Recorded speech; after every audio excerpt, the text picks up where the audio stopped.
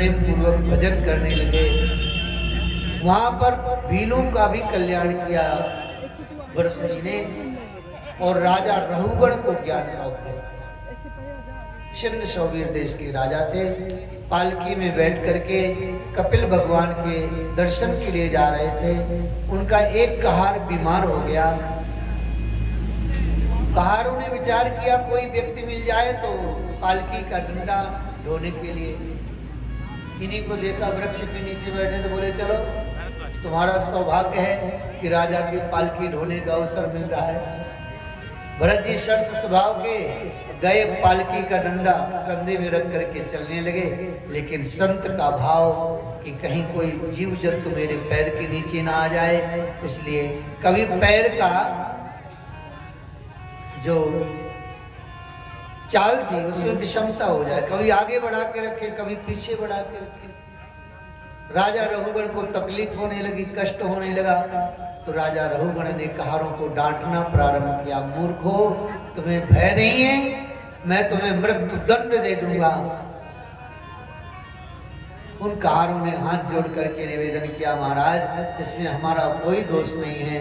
ये जो नया कहार है ना, पालकी ढो रहा है, ये ठीक से पालकी नहीं ढो रहा। राजा रहुगण ने देखा कि ये मोटा ताजा तो है, देखने में भी सुंदर है, लेकिन ये पालकी ठीक से नहीं ढो रहा।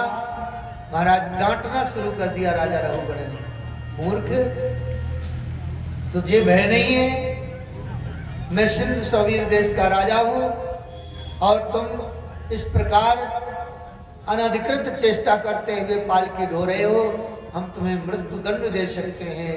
बहुत कुछ कहा, अंत में महाराज भरत जी से नहीं रहा गया और भरत जी ने विचार किया हम संत हैं, संत का संग अगर क्षण भर के लिए मिल जाए तो जीवन बदल जाता है।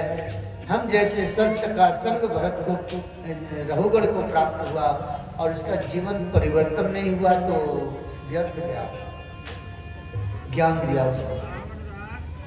अरे महान अज्ञानी है तू और ज्ञानियों जैसी वार्ता करता है। तो जिस अहंकार की पालकी में बैठ करके भगवान कपिल के दर्शन के लिए जा रहा है, अरे राजा ऐसे महापुरुष संत तुझे दर्शन कभी नहीं दिए। बहुत डांट लगाई महाराज भरत जी।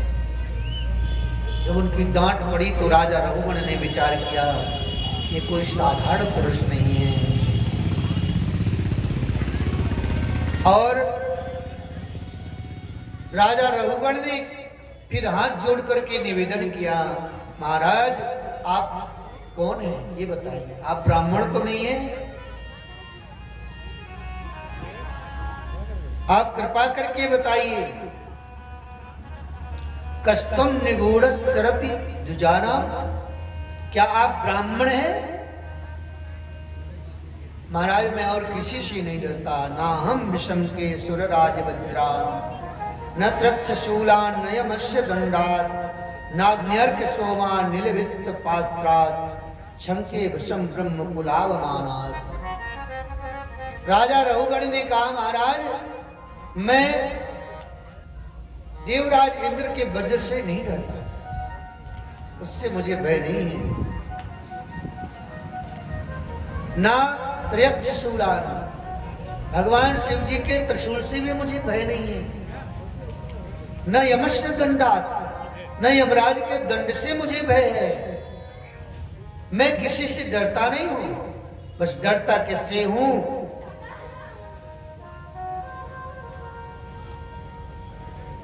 शंके ब्रह्म कुलान अवमानात, कहते हैं मैं ब्राह्मण कुल के अपमान से डरता हूं।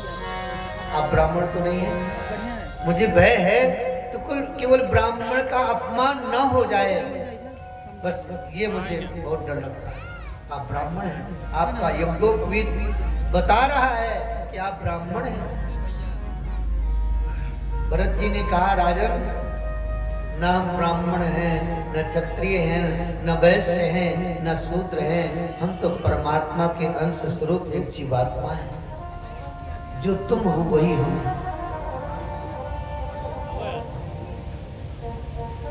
और राजन जो आप कह रहे हैं कि मैं भगवान शिव के त्रिशूल से नहीं डरता, यमराज के दंड से नहीं डरता, भगवान देवराज इंद्र के वज्र से नहीं डरता। राजन, अगर ये तुम्हारे पर प्रहार भी करेंगे, तुम्हारा पंचभौतिक शरीर ही मरेगा, तुम भी मरने वाले नहीं। इतनी बात सुनते ही राजा रघुगण के महाराज अंदर एक ज्ञान प्रकाशित हुआ। चरण पकड़ लिए महाराज भरत जी के और हाथ जोड़ करके कहा, महाराज कहीं आप कपिल भगवान तो नहीं है? ऐसा प्रतीत होता है कि जैसे साक्षात कपिल देव ही आपके रूप में मेरा मार्गदर्शन करने के लिए आए हो। महाराज भरत जी ने राजा रघुगण को ज्ञान दिया। राजन, ये जो जीवात्मा है ना, जीवात्मा को न भार होता है न किसी प्रकार का कोई कष्ट होता है। ये जो कष्ट है ना, ये शरीर को होता है। शरीर को भी कष्ट नहीं होता, ये मन को आसक्ति हो जाती है इस पंच भौतिक शरीर से। और शरीर में जब कोई कष्ट होता है तो मन के माध्यम से जीवात्मा को कष्ट होता है। ये सब अलग है। 5 तत्व हैं, ये पांचों तत्व अलग अलग हैं। जब ये पांचों तत्व इकट्ठे होते हैं तो किसी पिंड का निर्माण करते हैं। उस पिंड में जीवात्मा प्रवेश करके और समस्त प्रकार की क्रियाएं करते हैं। और जब उसमें से कोई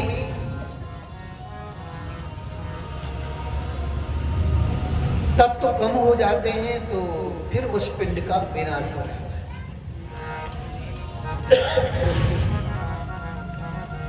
प्रत्येक वस्तु में 5 तत्व होते हैं।